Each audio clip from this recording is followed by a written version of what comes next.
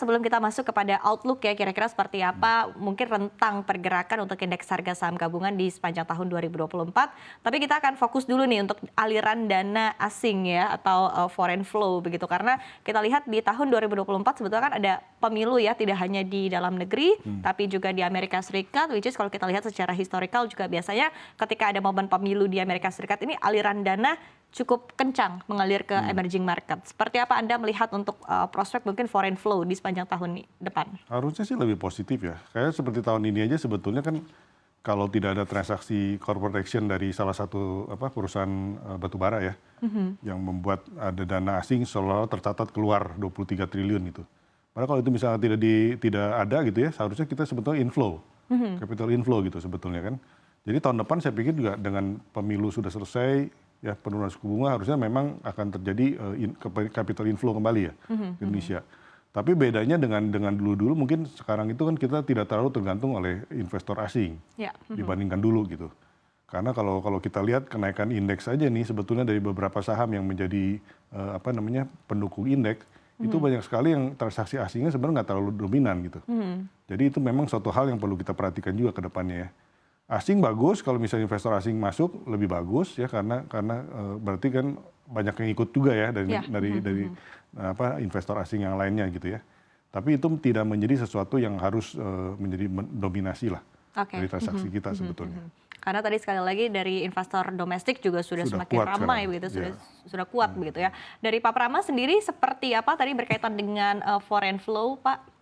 Kalau lihat ke depannya, kita lihat beberapa faktor ya yang bisa mendukung masuknya dana asing ke Indonesia ya. Satu tadi adalah terkait penurunan suku bunga di US gitu ya, sehingga dunia investor global akan mencari alternatif investasi yang bisa memberikan return yang lebih optimal ya, masuk emerging market khususnya di sini di Indonesia ya. Namun masuk Indonesia karena kita tahu pertumbuhan ekonomi Indonesia di tahun depan juga masih bagus ya, di atas 5% ya. Dan ini menjadi satu prospek juga nanti kepada pasar keuangan juga di Indonesia yang akan lebih baik lagi. Kemudian juga kalau kita lihat meskipun di Amerika Serikat ada pemilu presiden, kalau saya lihat sih mungkin tidak terlalu signifikan terkait ya terhadap investasi masuk ke Indonesia. Tapi paling tidak presiden Amerika yang baru diharapkan juga bisa memberikan kontribusi ya kebijakan yang positif bagi pertumbuhan ekonomi di Amerika Serikat yang kemudian juga akan terefleksikan di pasar keuangan di Amerika Serikat yang akan lebih positif sehingga juga akan memberikan sentimen positif kepada pasar modal di Indonesia ya. Jadi harapannya demikian ya, akan lebih positif tone-nya dan kemudian juga akan lebih banyak dana asing yang masuk meskipun seperti yang disampaikan oleh Pak Surya bahwa memang pada tahun 2023 sendiri sekitar 63% sebenarnya nilai transaksi dikontribusikan oleh investor domestik ya gitu. Jadi itu lebih dominan domestik, tapi ada yang masuk asing ini juga akan memberikan suatu tingkat kepercayaan lebih baik lagi bagi Indonesia untuk kemudian lebih banyak asing yang bisa masuk ke Indonesia lagi. Oke, at least meramaikan begitu pasar modal di dalam negeri.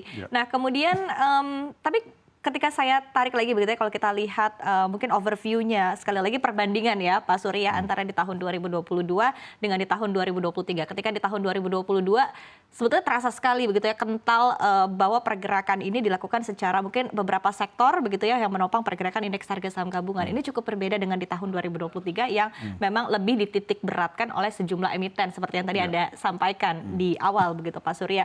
Seperti apa untuk di tahun 2024 ini, apakah akan lebih mirip ke tahun 2022 atau seperti di tahun 2023 begitu, mengingat sekali lagi sentimennya masih berkaitan dengan The Fed yang akan melakukan cutting rate, kemudian juga berkaitan dengan tahun pemilu.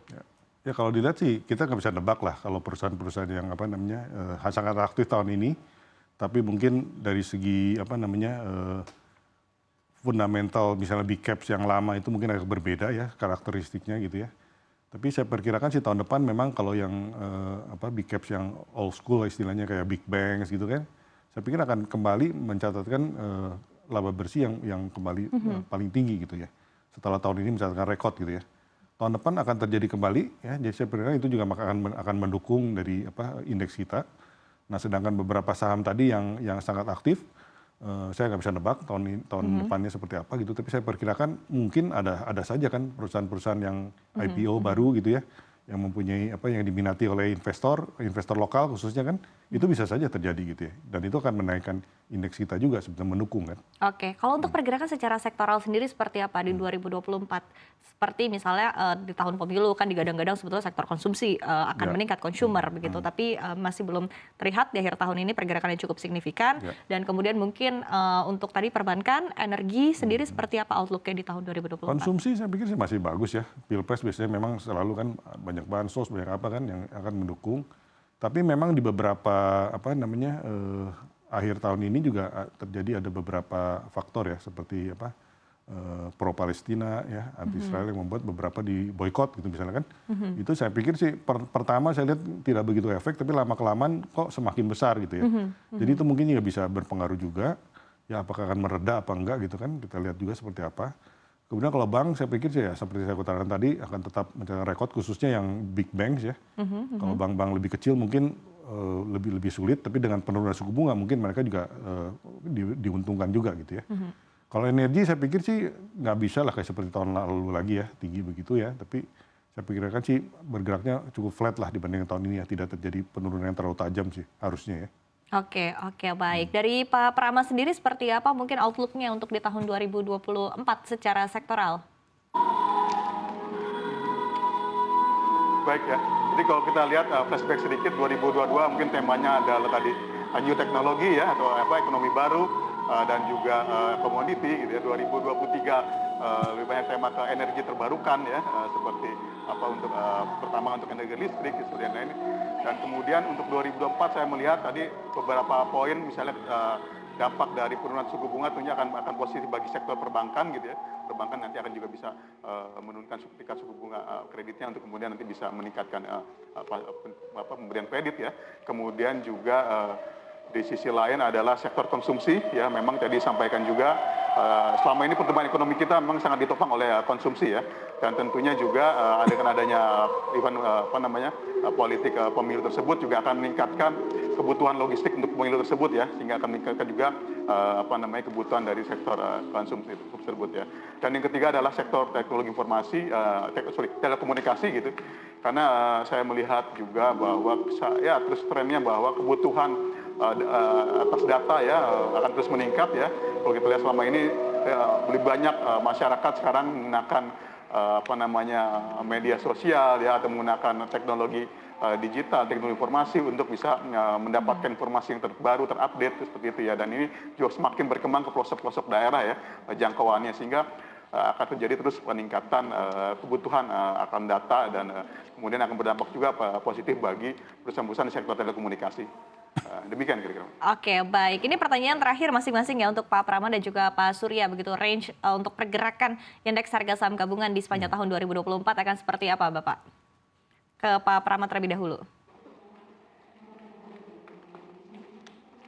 Ya, terus terang kalau dari kami dari API tidak menargetkan satu angka tertentu ya untuk nilai IHSG di tahun 2024 ya, tapi kami memandang positif bahwa akan lebih meningkat dari IHSG yang pada posisi akhir tahun ini ya.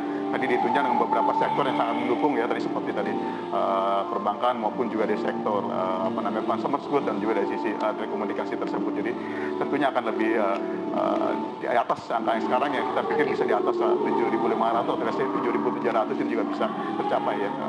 Oke, itu di atas 7.500 atau bahkan 7.700 juga mungkin tercapai begitu dari Pak Prama. Dari Pak Surya sendiri seperti apa? Saya base-nya mungkin 7.600 ya.